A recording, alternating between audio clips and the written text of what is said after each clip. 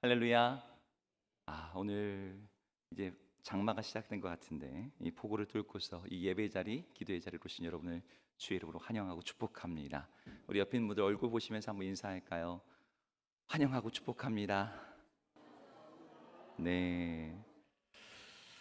제가 이전에 있던 교회에서 들었던 아주 재미난 이야기가 하나 있어요. 우리 주님이 언제 오시느냐. 그래서 막 사람들이 토론을 하는 거예요. 그런데 우리 주님이 언제 오실지 어, 제일 높은 투표를 받은 시간대가 있었습니다. 언제냐면 비 오는 날 저녁 예배 때. 다들 이제 이날은 교회 가기 싫다, 예배하기 싫다. 그런 때 우리 주님 만나는 은혜가 있는 거죠. 오늘은 사도행전 이제 16장, 오늘도 벌써 사도행전을 벌써 굉장히 많이 보고 있는데요. 우리가 지난 시간에 보았던 말씀을 한번 정리해 볼게요. 우리 지난 시간에 사도 바울이 어디에서 원래는 복음을 전하려고 했죠? 아시아 지역에서 복음을 전하려고 했습니다. 그런데 이 사도 바울에게 아시아에서 전한 일이 계속해서 가로막히는 일이 일어났어요. 주님께서 그 일을 도와주시지 않고 그 일을 계속해서 막으시고 전하지 못하게 하시고, 왜 이럴까? 그런데 환상 가운데 한 마게도냐인이 나타났죠. 그리고 건너와서 우리를 도우라 라고 하는 음성을 듣게 됩니다. 바울은 이것이 자기를 부르시는 하나님의 음성으로 받고 그의 원래 모든 선교 전략과 계획을 다 수정하고 이제 마게도냐, 유럽이라고 하는 새로운 대륙으로 건너온 거예요. 오늘 우리가 읽은 부분이 바로 그 이야기입니다. 드로아에서 배를 타고 사모드라게로 건너가는데 이 사이에 있는 이 바다가 헬리스폰토스라고 하는 해협입니다. 이 바다를 건너는 거리가 한 125km. 그러니까 아주 먼 거리도 아니지만 그렇다고 결코 짧은 거리도 아니죠. 근데 오늘 본문에 보니까 125km나 되는 이 거리를 배로 단 하루 만에 건너가게 됩니다. 아주 이 순풍이 불어서 사모드라게로 직행을 했대요. 그렇게 바울은 이 항구 도시에서 네아폴리로 그리고 빌립보에 도착하게 되었습니다. 하나님이 환상 가운데 부르신 여정의 첫 번째 장소가 이 빌립보라고 하는 도시였던 거죠. 자, 그러면 우리 이 빌립보에 도착했을 때 사도 바울의 마음이 어떤 기대감이 있었을 거예요? 하나님이 우리를 여기로 부르셨으니 이곳에 하나님의 어떤 인도하심이 있겠구나, 그걸 바라지 않겠습니까? 우린 이 도시에서부터 이미 하나님의 인도하심을 엿보게 됩니다. 오늘 12절에는요 이 도시에 대한 소개가 나오는데 이 도시가 뭐라고 나오냐면 마게도냐 지방의 첫 번째 성이었다, 그리고 로마의 식민지였다라는 이 두 가지 설명이 나와요. 여기 첫 성이라는 말은 첫 번째로 만난 도시였다는 뜻이 아니고 첫 성, 가장 주요한 도시라는 뜻입니다. 이렇게 예를 들면 좋을 것 같아요. 여러분, 경상북도에서 가장 큰 도시가 어디죠? 대구죠. 경상북도. 전라남도에서는요 광주. 네, 마찬가지입니다. 마게도냐 지방에서 가장 영향력 있는 힘 있는 도시라면 빌립보인 거예요. 근데 이 빌립보는 또한 어떤 도시였냐면 로마의 식민지라고 말하고 있어요. 여기 식민지라고 번역된 단어 콜로니아라는 말은 로마가 직할로 세우는 직할 시민 도시라는 뜻입니다. 그러니까 말은 식민지지만 본국과 동일한 법률, 본국과 동일한 시민권 혜택, 이게 주어지는 특별시인 거예요. 다른 말로 하면 이 도시에는 로마인과 똑같은, 로마인들은 세금을 내지 않습니다. 로마인과 똑같은 혜택들이 주어져요. 이 도시는 퇴역한, 로마를 위해서 30년 이상 충성했던 퇴역 군인들을 위해서 로마 시민권에 배부하면서 주어진, 그리고 그들에게 토지를 분배하면서 주어진 어떤 요즘 그렇지만 신도시입니다. 이런 도시다 보니까 위치상으로는 그리스, 마게도냐, 그러니까 헬라 지역이에요. 헬라 지역이 붙어 있는데 이 지역은 모든 통치가 헬라의 법이 아니라 로마법, 그리고 언어도 헬라어가 아니라 라틴어. 모든 도시의 건축도 로마식 건축, 로마식 정치 행정 제도를 운용하고 있던 도시가 바로 이 빌립보 도시였어요. 그래서 이 빌립보 도시에 살고 있던 사람들은 모두가 로마 시민권을 가지고 있었고 자신의 도시를 리틀 로마라고 그렇게 부르며 굉장한 자부심을 가지고 있었습니다. 어떻게 보면 로마인보다 더 로마에 대한 자부심을 가지고 있는 사람들. 우리가 사도행전 16장 뒷부분을 보시면 알겠지만 로마라고 하는 이름을 갖고 있는 무게가 빌립보 도시에서 계속 느껴져요. 하나님이 이 선교팀을 이 도시로 이끈 것은 바로 이 두 가지 설명에서 이미 느껴지는 거죠. 유럽의 선교에 있어 가장 전략적인 중요한 도시인 동시에 가장 강력한 로마 제국의 문화의 상징이 된 도시가 바로 빌립보였던 거예요. 자, 이 도시에 들어갔을 때 그럼 바울이 그곳에서 어떻게 전도를 하게 되었을까요? 보통 바울의 기존의 선교의 패턴에 의하면 이미 어, 하나님을 믿고 있는 사람들이 있는 장소, 곧 유대인이 모인 회당 같은 장소를 방문해서 그들에게 우리가 그토록 바라고 있던 메시아 그리스도께서 오셨다. 그분이 누구시냐? 바로 나사렛 예수다라고 증거를 했었습니다. 근데 이 빌립보는 로마 시민권을 가진 사람들이 중심이 된 신도시다 보니까 유대인들이 거의 없는 거예요. 이곳에는 회당도 아직 지어지지 않았습니다. 유대인들의 회당은 유대인 남자 10명이 모이면 지어지게 돼 있는데 그 10명도 없었던 것 같아요. 이런 상황에서 어떻게 전도를 해야 될까요? 루스트라에 있었던 것처럼 광장에서 선포를 해야 될까요? 아닙니다. 방금도 말했지만 빌립보는 로마인들의 도시예요. 루스드라라든지 뒤에 가게 된 아덴, 고린도 같은 도시들은 헬라 도시들입니다. 이런 도시들은 이 도시에 헬라 문화가 있어요. 헬라의 도시들이 가지고 있는 문화는 어떤 거냐면 기본적으로 아고라 문화를 가지고 있습니다. 아고라, 우리말로는 광장이라고 번역된 단어인데 헬라 세계의 중심 공간으로 토론, 강연, 철학자들의 연설이 일상적으로 이루어지는 공간이 아고라였어요. 그래서 헬라의 시민들은 노예들에게 모든 일을 맡기고 그들은 새로운 철학자, 연설가, 선생을 만나서 정치적으로 토론하고 연설을 경청하는 것이 그들의 일상이자 문화적인 미덕이었던 거죠.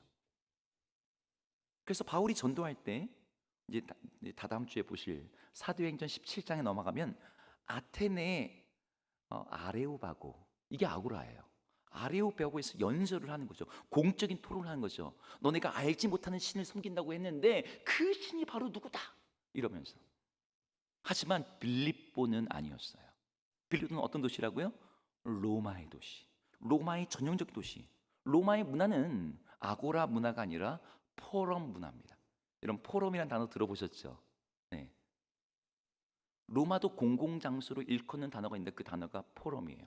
우리말로는 광장이라고 똑같이 번역되지만 아고라랑은 완전히 다른 성격의 광장입니다. 헬라의 도시들은 누구든지 말을 할 수 있고 발언권이 있지만 로마의 광장 포럼은 권력은 가진 자들만 이야기할 수 있는 공간이에요.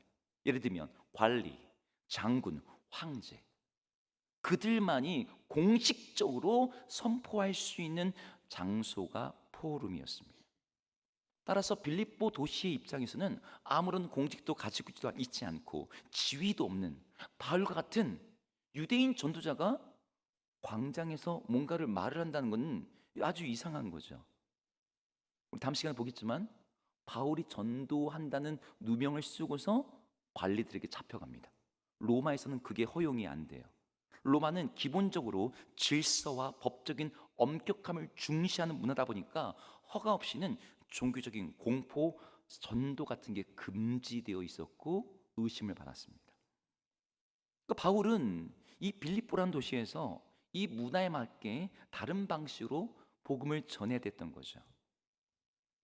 바울이 그러면 어디서 복음을 처음 전하게 되나요? 오늘 본문에 보니까 회당도 아니고 광장도 아니고 어디예요? 13절을 한번 같이 읽어볼까요? 13절을 읽겠습니다. 시작. 안식일에 우리가 기도할 곳이 있을까 하여 문 밖 강가에 나가 거기 앉아서 모인 여자들에게 말하는데 네, 어디로 나갔습니까? 문밖 강가. 네, 우리나라로 치면 뭐 한강 뭐 변 이런 데 가서 한 것 같아요. 그러니까 그곳에 가서 전도를 하는 거죠. 사실 본문에 재미있는 건 바울이 그 강가로 복음을 전하러 간 것도 아니었어요. 뭐 하러 갔었죠? 기도할 곳이 있을까 해서 갔습니다. 그들에게 강가는 전도의 장소가 아니라 기도의 장소인데, 유대 문화권에 보면은 기도를요 이 강가에서 합니다. 여러분 요단강에 모여서 하고, 그죠? 바벨 강가에서 하나님을 찬양하고 거기서 눈물을 흘리면서 탄식하고, 이런 문화적 배경 속에서 기도의 장소를 찾아왔는데 거기에 웬 여인들이 있는 거예요. 그리고 그들에게 복음을 전하게 돼요. 자, 우리는 이 배경 속에서 빌립보의 전도에 담겨져 있는 두 가지 장소적인 긴장을 보게 됩니다. 첫 번째 긴장은 이런 거예요. 아무 곳에서나 전해서는 안 되는 동시에 어느 곳이나 전해야 되는 복음의 긴장이 이 본문 안에 들어있어요. 바울은 회당에서 지금 전도할 수가 없었습니다. 그렇다고 무턱대고 광장에 나갈 수도 없었어요. 빌립보 도시의 특징 때문이었죠. 바울은 이후에도 도시에 들어갈 때마다 그 도시의 특성에 맞는 전도 방법으로 접근을 해요. 바울의 이 행동을 통해서 복음은 아무 곳에서 아무에게나 아무렇게나 전파되지 않습니다. 물론 복음은 천하 만민 모든 사람들에게 전파되어야 해요. 이건 지상 명령입니다. 하지만 복음을 아무에게나 막 떨이 팔듯이 그렇게 전하는 것은 올바른 전도 방식이 아니라는 것이죠. 복음이 담고 있는 그 놀라운 은혜와 그 위대한 사랑과 그 어마어마한 비전과 미래라고 하는 이 메시지의 가치, 그 중대함을 잘 보존하면서 전달하기 위해서는 그것을 듣는 사람들의 상황, 문화적 특징을 반드시 생각하고 고려해야 되는 거예요. 그래야만 복음이 효과적으로 전달될 수 있으니까요. 복음은 아무렇게나 전달되면 안 되는 거죠. 그런데 동시에 복음은 누구에게나 다 전달돼야 되거든요. 누구에게나 어디서에나 복음이 전달돼야 돼요. 오늘처럼 강가에 쓰든지, 아니면 다음 장처럼 감옥에 쓰든지, 아니면 배를 타고 있든지 지역과 장소를 초월해서 복음이 전해져야 돼요. 공적인 장소, 광장이든 회당이든, 아니면 오늘 개인적인 장소, 강가든 집에서든, 여기 긴장이 있는 거예요. 복음은 아무에게나 아무렇게나 전달돼서는 안 돼. 하지만 복음은 어디에서나 누구에게나 전달돼야 돼. 제가 아는 목사님 중에 이분은 일주일에 한 번씩 목욕탕을 가시는데, 이분이 항상 목욕탕에 가서 전도를 하신다는 거예요. 전도를 어디서 하세요? 사우나에서. 목욕탕 안에 이렇게 한증막 사우나가 있지 않습니까? 남자들이 다 발가벗고 수건 하나 딱 두른 채 뜨거운 증기로 가득 찬 이 사우나에 딱 들어갔는데, 여러분 사연 우리가 뭐 누가 거기서 전도할 걸 생각합니까? 근데 이 목사님은 거기가 최고라는 거예요. 대부분 한증막 사우나에 들어오면, 여자분들은 어떨지 모르겠지만 남자분들은 사우나 안에 모래시계가 있어요. 3분짜리, 5분짜리 딱 돌려놓고 이제 앉아 있는 거죠. 그 시간 보면서 목사님 말을 꺼내는 거예요. 우리 그 욕탕에 오셨는데 우리 뭐 다 목욕탕에서 까발려진 것처럼 허심탄회하게 얘기 좀 해볼까요? 모이면서 이제 어떻게 말을 잘 거십니다. 이번에 메시지가 이런 거예요. 우리가 하나님 앞에 가면 우리 선행도, 우리 지위도, 우리의 모든 것들도 여기서처럼 다 발가벗겨집니다. 발가벗고 가게 돼요. 그런데 예수 그리스도의 공로가 없으면 사람은 다 죄로 말미암아 지옥 형벌 가운데 떨어지는데 이 사우나보다 100배는 뜨거워. 이러면서 메시지를 전하는 거예요. 거기 앉아있으면 어떨까요? 이게 느낌이 확확 와닿는 거죠. 여러분 나중에 사우나 가시면 한번 해보시기 바랍니다. 여러분 전도를 잘하는 분들 보면은 이 두 가지를 잘 분별하는 거예요. 아무 데서나 아무에게나 아무렇게나 전하지 않지만 어디에서나 누구에게나 효과적으로 전도해요. 그러면 이 아무와 누구를, 혹은 아무렇게와 효과적인 것을 어떻게 구분하면서 할 수 있을까요? 오늘 본문에 나오는 두 번째 장소적 긴장이 그 해답을 줍니다. 오늘 본문에서 나타나는 장소적 긴장 두 번째는 이거예요. 바울은 기도를 하러 갔는데 거기서 뭘 했어요? 전도를 했어요. 전도하러 간 곳에서 전도하는 건 오케이. 기도하러 간 곳에서 기도하는 거 오케이. 근데 기도하러 갔는데 기도는 못하고 전도를 합니다. 여러분, 이 이야기 바로 다음에 나오는 이야기 똑같아요. 바울이 성경팀하고 기도하러 가는데 귀신 들린 여자가 계속 쫓아와서 막 말을 하는 거예요. 거기서 귀신을 쫓아내고 이런 일이 일어납니다. 우리는 이 둘을 구분하려는 경향이 있어요. 기도하는 곳, 전도하는 곳. 하지만 오늘 본문이 보여주는 건 뭘 말합니까? 기도와 전도가 서로 배치되지 않고 서로 중첩되어 있다는 거죠. 기도의 사람이 전도의 사람이고 전도의 사람이 기도의 사람이 됩니다. 제가 아까 첫 번째 긴장에 대해서 말씀드렸습니다. 아무와 누구를 어떻게 구분합니까? 아무렇게나 전하는 것과 효과적으로 전달하는 게 어떻게 그게 차이가 납니까? 이걸 갖다 분별하고 구별할 수 있는 사람은 누굽니까? 기도하는 사람이에요. 우리에게 복음을 전할 최적의 장소, 정말 최적의 사람을 예비하시는 분이 계신데 그분이 누구실까요? 누구실까요? 하나님이시죠. 그분께서는 복음이 들을 사람이 누군지도 알고 계시고 그 사람에게 복음을 전할 방법과 메시지와 그 사람의 마음까지도 깊이 알고 계시는 분이에요. 그래서 가장 효과적이고 가장 적절한 방법으로 가장 적당한 사람에게 복음을 어떻게 전해야 될지를 아는 거죠. 근데 그 하나님의 마음을 누가 읽어서 그들에게 복음을 전합니까? 바로 기도하는 사람인 거예요. 오늘 14절을 한번 같이 읽어볼까요? 14절 읽겠습니다. 시작. 두아디라시에 있는 자색 옷감 장사로서 하나님을 섬기는 루디아라 하는 한 여자가 말을 듣고 있을 때 주께서 그 마음을 열어 바울의 말을 따르게 하신지라. 네, 여기 보니까 루디아라고 하는 여자가 나와요. 이 여인은 놀랍게도 하나님을 섬기는 루디아라는 표현이 붙어 있습니다. 빌립보 도시에 이 사람은 유대인도 아닌데 하나님을 믿고 있는 사람인 거예요. 그리고 복음을 전할 때 어떤 일이 일어나냐면 하나님께서 주께서 그 마음을 여셨다라고 되어 있습니다. 그러니까 주님이 이 사람을 예비하고 계셨던 거죠. 여기서 우리는 최고의 전도 방법을 보게 됩니다. 누가 전도를 잘하는 거예요? 기도하는 사람이에요. 하나님의 인도하심과 그분의 감동과 음성에 민감한 사람들이에요.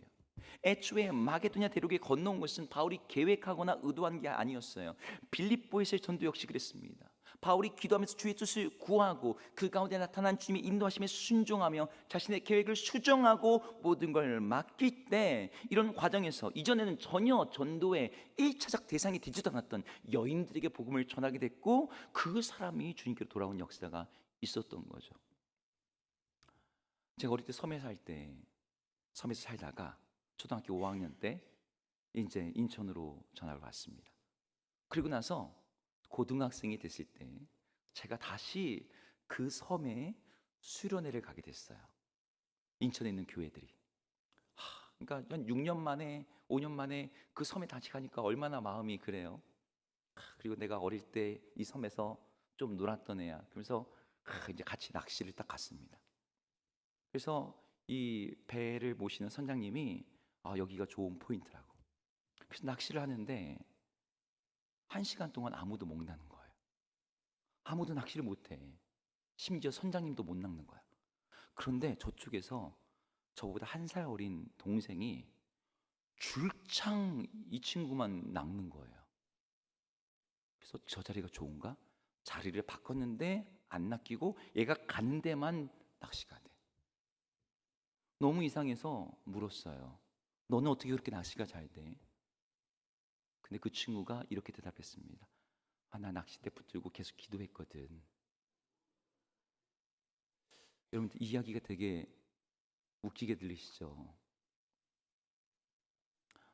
제가 고등학교 1학년인데 그때 그 이야기가 너무 충격이었어요.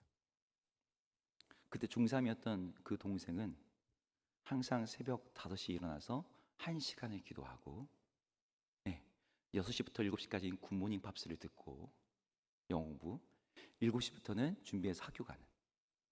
아니 무슨 중학생이 새벽 기도를 해? 저는 목사 아들이었는데도 안 했거든요. 근데 이 친구는 정말 이 하나님과 함께하는 이게 여러분 그냥 일반적인 낚시도 기도하는데 하나님이 거기다 고기를 붙여주시는데 여러분 우리가 전도할 때는 어떨까요? 여러분 우리가 전도할 때 복음을 나누는 대상이 내가 봤을 때 저 사람 들을 것 같아. 저 사람 교회 올 것 같아. 저 사람 이번에 OS데이 때 이 자리에 함께 할 것 같아. 우리가 괜찮다고 생각하는 어떤 예상한 사람들이 있습니다. 근데 내가 예상한 사람하고 하나님이 준비하신 사람은 다를 수 있어요. 우리가 그걸 어떻게 합니까? 하나님이 준비한 사람을 알 수 있는 방법은 우리가 기도할 때, 하나님이 우리가 기도할 때 누군가의 마음을 열고 계시고 누군가를 예비하고 계시는 거죠. 내가 규정한 어떤 사람이 아니라 하나님이 예비하신 사람을 여러분 항상 기도하시면서 주님의 음성과 감동을 쫓아 복음을 전하심으로 말미암아 복음 전파의 열매를 걷는 여러분 모두가 되기를 주 이름으로 축복합니다. 바울이 그렇게 열매를 거뒀어요. 자, 이렇게 이제 새신자 루디아를 이렇게 딱 얻었는데 이 사람이 어떤 사람이었느냐? 14절의 앞부분만 함께 읽어보겠습니다. 읽겠습니다. 시작. 부하드라시에 있는 자색 옷감 장사로서 하나님을 섬기는 루디아. 루디아. 네. 루디아는요 빌립보의 시민이 아니었습니다. 이 사람도 아시아 지역 사람이에요. 두아디라시에서 온 사람이에요.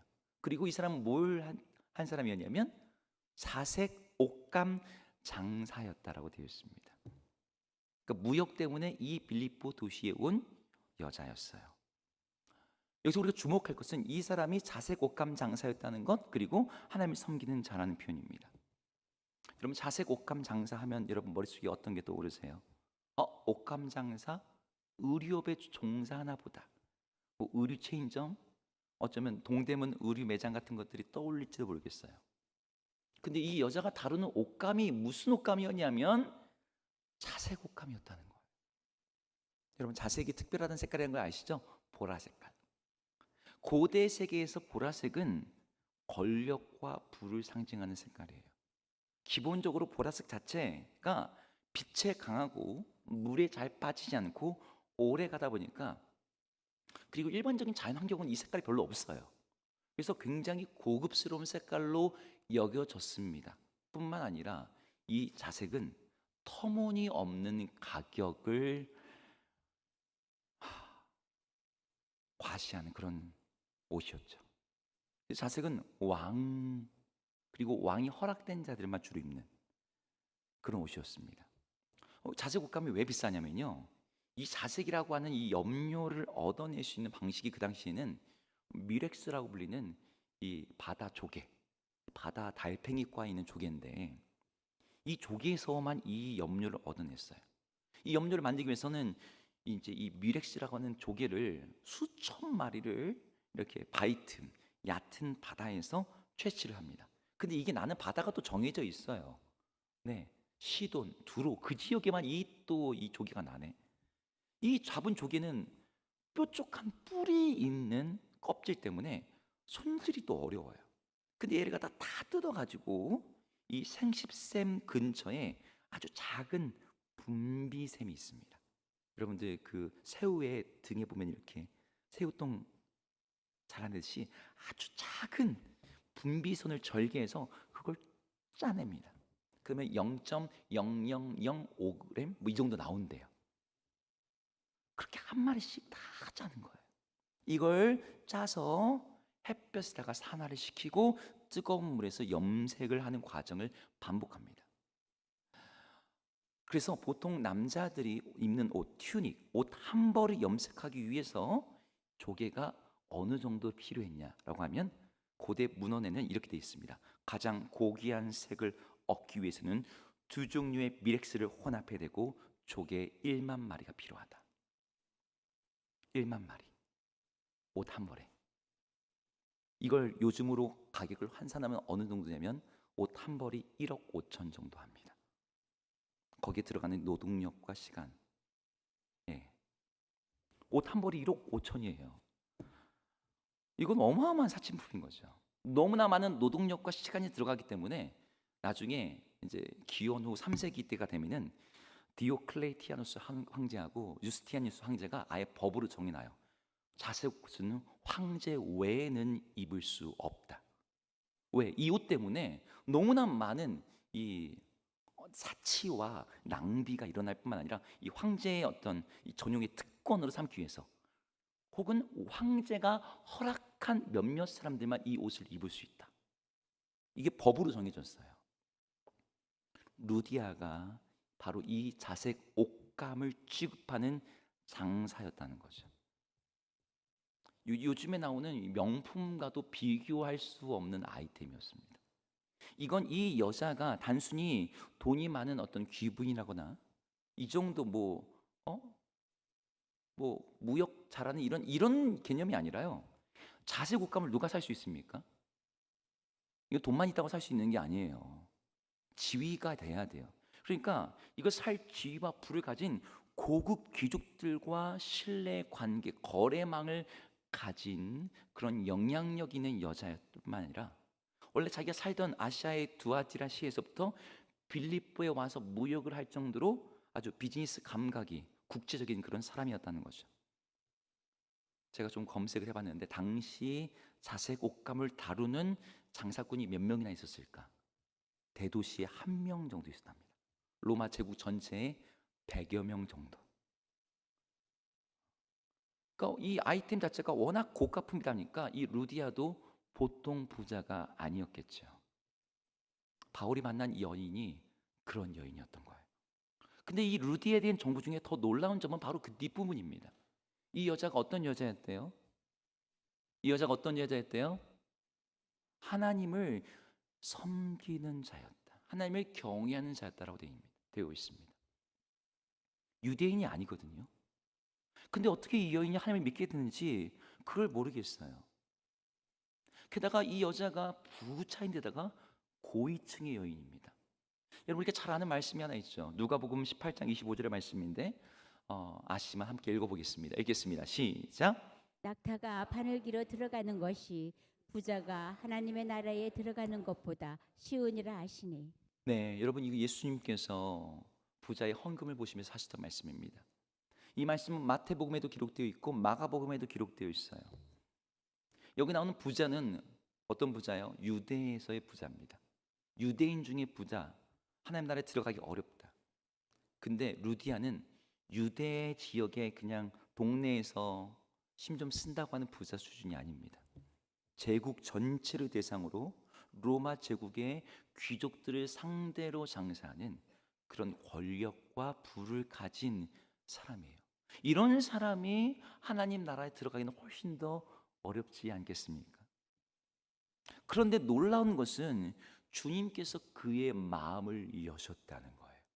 이 여인의 마음을 여셔서 이 여인이 복음을 받아들이는 겸손한 마음으로 그 복음을 순전하게 받아들였다는 거죠. 부자가 바늘기에 들어가는 것이 낙타가 바늘기에 들어가는 것만큼이나 어려운데 이 루디아는 낙타보다 훨씬 더 큰 공룡, 코끼리, 훨씬 더 큰 부를 가진 사람임에도 불구하고 바울의 눈앞에서 그가 복음 앞에 무릎 꿇고 그걸 영접하는 걸 보게 된 거예요. 여인이 그냥 경청하는 정도가 아니라 듣던 자리에서 어떻게 했는지 15절에 말하고 있는데 15절을 함께 같이 읽어볼게요. 읽겠습니다. 시작.